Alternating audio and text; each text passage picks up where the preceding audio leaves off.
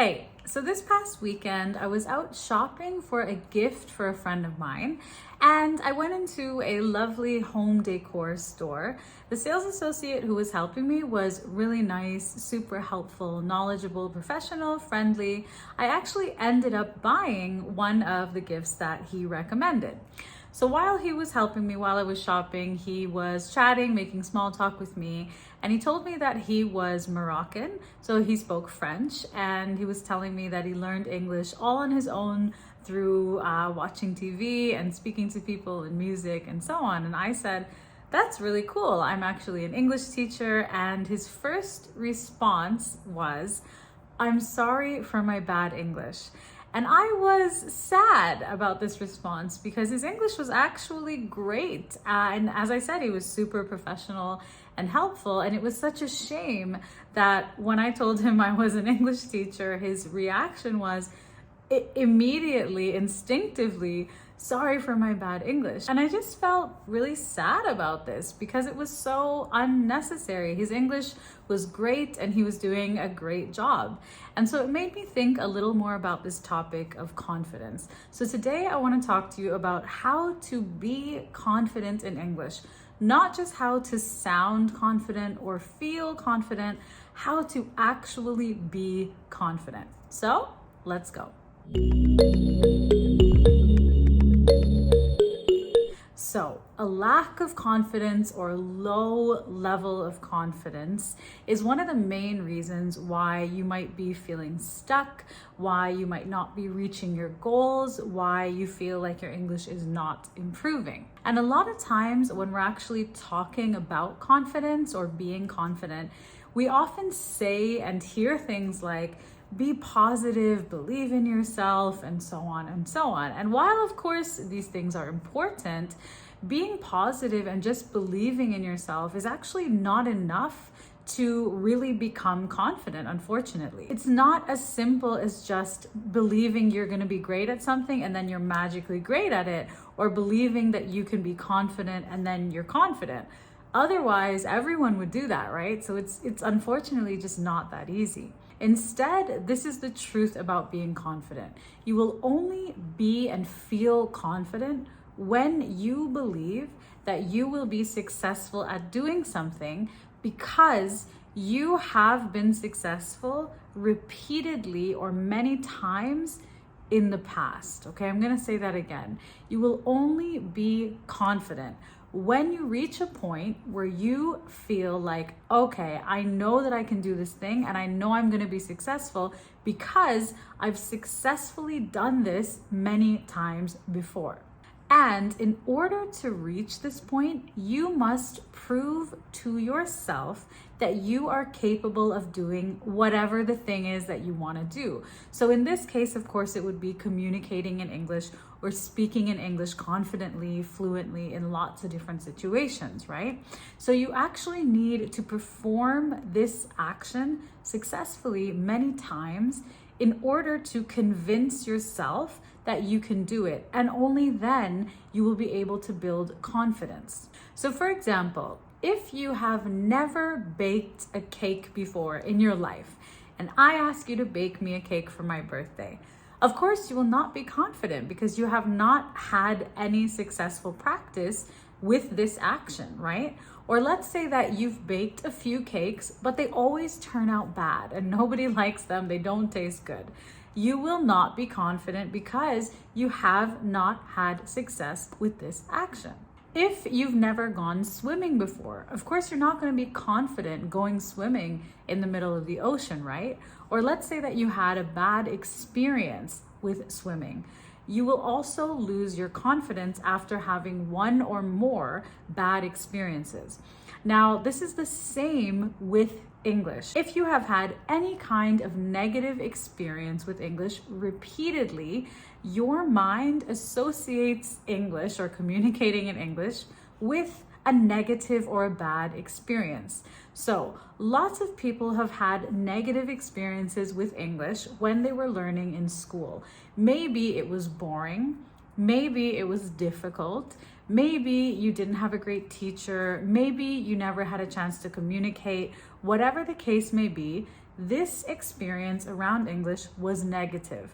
And it was an experience that most likely went on for a long time and repeated again and again. Every time you go to the class, you're like, this is boring, or it's hard, or I don't get it, or whatever the case may be. In fact, this was my experience with certain subjects in school as well. For instance, French. Unfortunately, I found French very difficult, and so I didn't apply myself. My association or the connection with French in my brain became negative because it was difficult for me. And I carried that throughout the rest of my education, throughout the rest of my school. So you may have had a similar experience. Or if you started learning English after you graduated school when you were not a student, but you had some difficult or negative experiences, again, your brain is going to connect English with something bad. Maybe it's that you feel extremely nervous or stressed, or maybe someone has made negative comments about your English, or maybe you're comparing yourself or your English to someone else. Whatever the case may be, as long as you have had several negative associations with English, unfortunately, the connection in your brain will continue to be negative. So why is this important? It is important because you first of all need to understand where the lack of confidence actually comes from. Why are you not confident with English?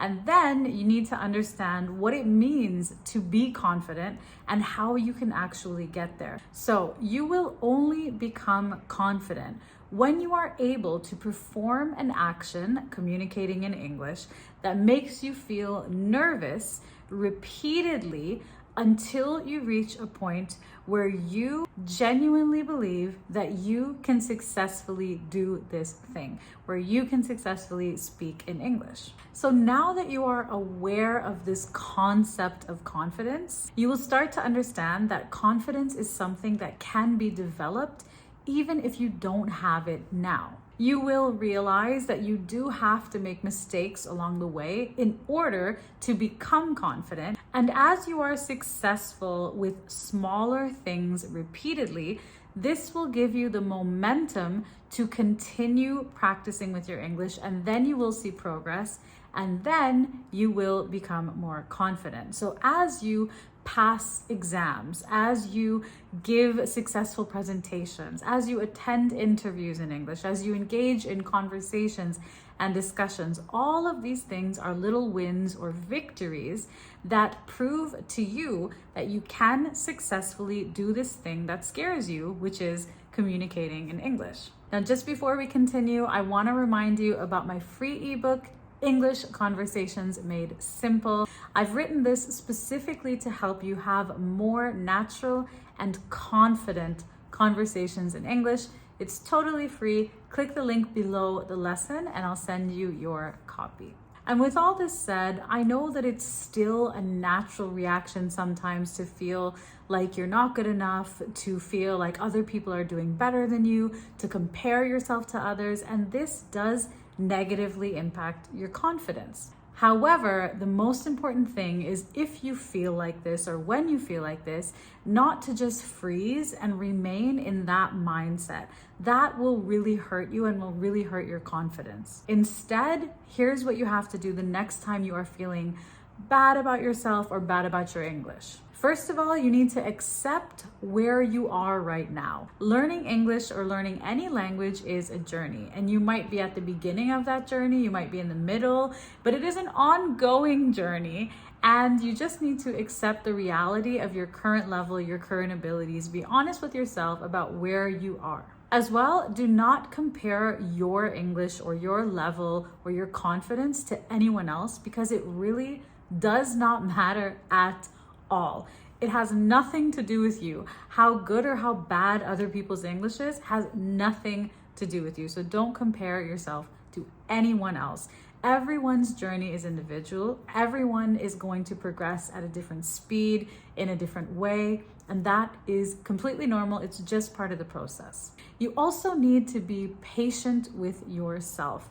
Especially as adults, we tend to be impatient. We want to see results right now. Whenever we're trying to do something or learn something new, a lot of us are impatient. So you need to be kind to yourself and to be patient and understand that this process of building confidence does take some time. As well, you need to identify specific areas that you feel are weak, specific areas of your English that you want to work on, and then develop small plans or small steps for each area, for how you are going to work on each area. And last but not least, you need to create opportunities for yourself to practice the language. No matter how small, take every single opportunity that you have to communicate in English, because this will give you a momentum. This will give you a push and the motivation, the power to keep going. This will keep you consistent, and you will have chances to prove to yourself that you can successfully communicate in English. And you might have to do things that make you a little uncomfortable, join a class, join a course, get a teacher, find a speaking partner. But again, that's part of the process. If you do not take a step, you will always remain in the same place where you are now. And I'm guessing that that's not what you want, because you're here watching this video. So let me know if you have any questions or any comments on this topic. Thank you so much for watching, for learning, and for spending time with me today. I hope that this was helpful for you. Please let me know if it was, and I will see you very soon in another lesson.